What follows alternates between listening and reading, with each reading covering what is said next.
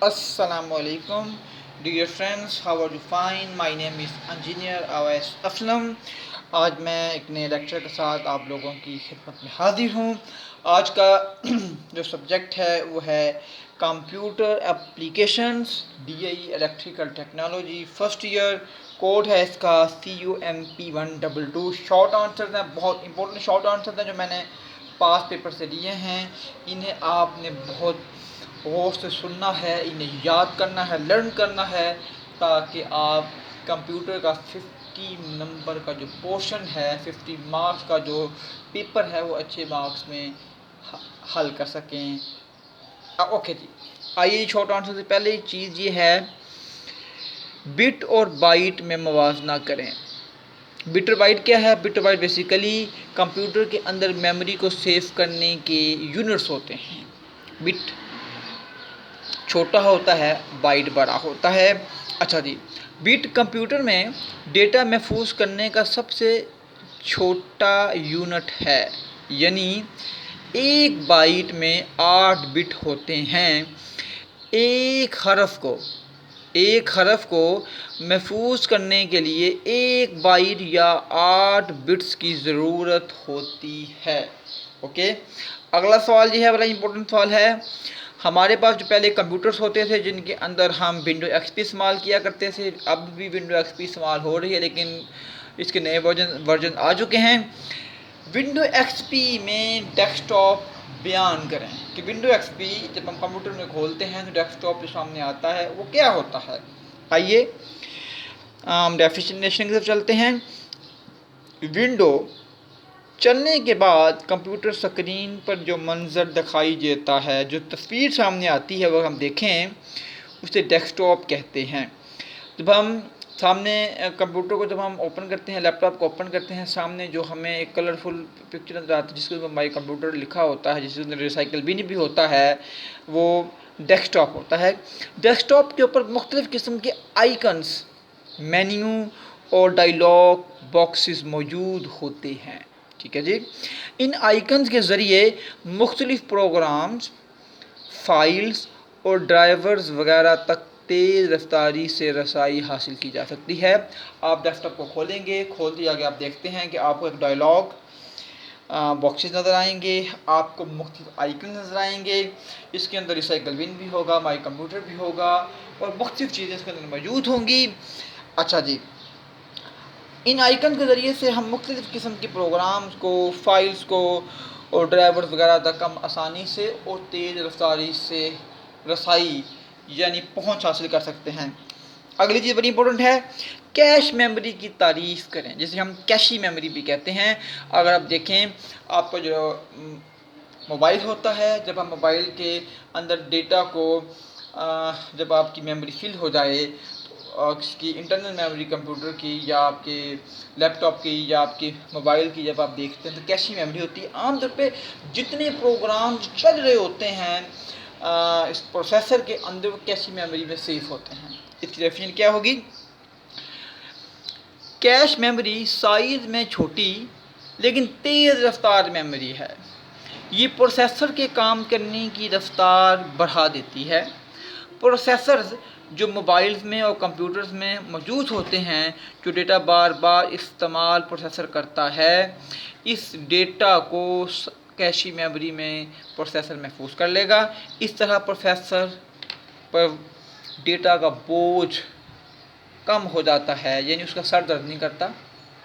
जब आपके ऊपर टेंशन ज़्यादा होगी, रिस्पॉन्सिबिलिटी ज़्यादा होगी, नेचुरल चीज़ है, इंसान का सर दर्द करेगा, इंसान स्ट्रेस में आएगा, उसकी एफिशिएंसी कम हो जाएगी। लिहाजा प्रोसेसर क्या करेगा? अपनी सारी जिम्मेदारियां उठा के अपने असिस्टेंट को दे देगा कि भाई ये चीज़ें पास रख लो, मैं काम कर रहा हूँ, मुझे वक्त याद करवाते रहना। लिहाजा इस तरह प्रोसेसर पर डेटा का बोझ कम हो जाएगा और इस तरह प्रोसेसर की काम करने की शरह भी बढ़ जाएगी, रफ्तार बढ़ जाएगी।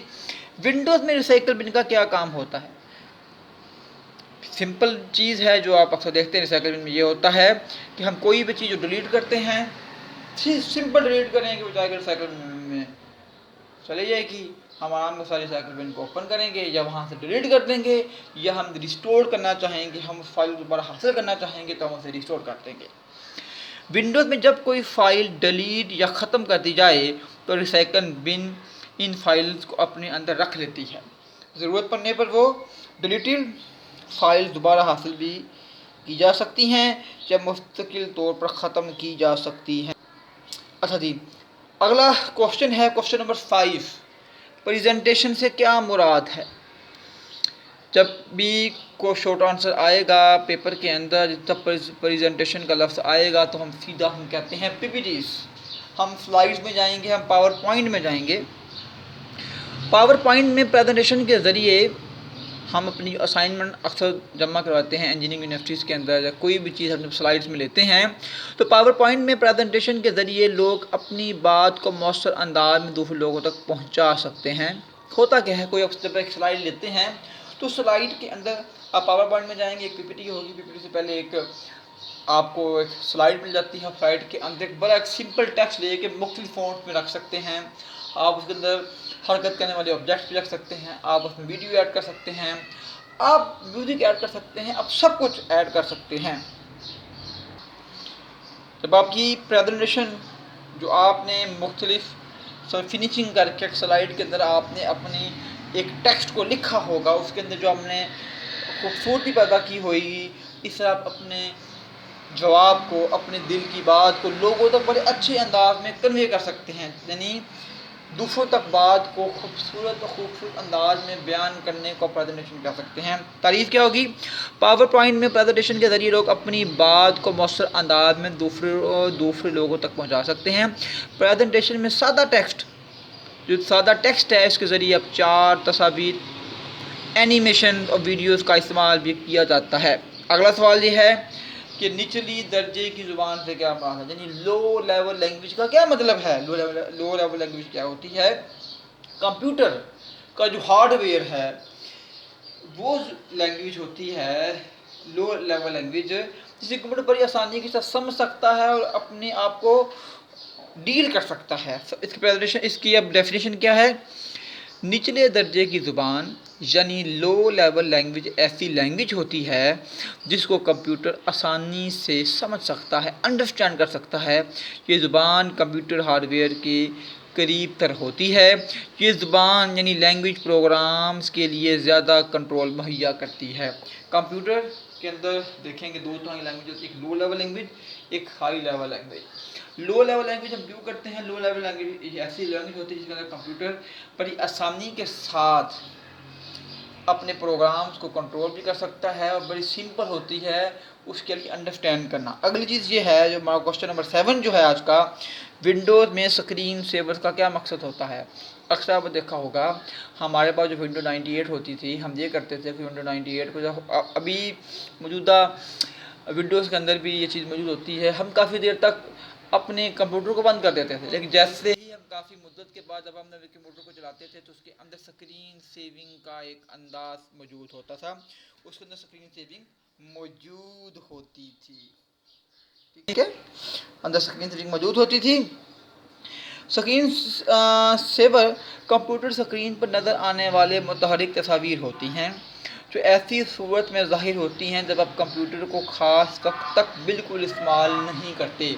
तो अब एक मुद्दत के बाद जब आप एक कंप्यूटर को ऑन करते हैं तो उसके स्क्रीन के अंदर आपको एक स्क्रीन सेवर जैसी चीज़ नज़र आती है।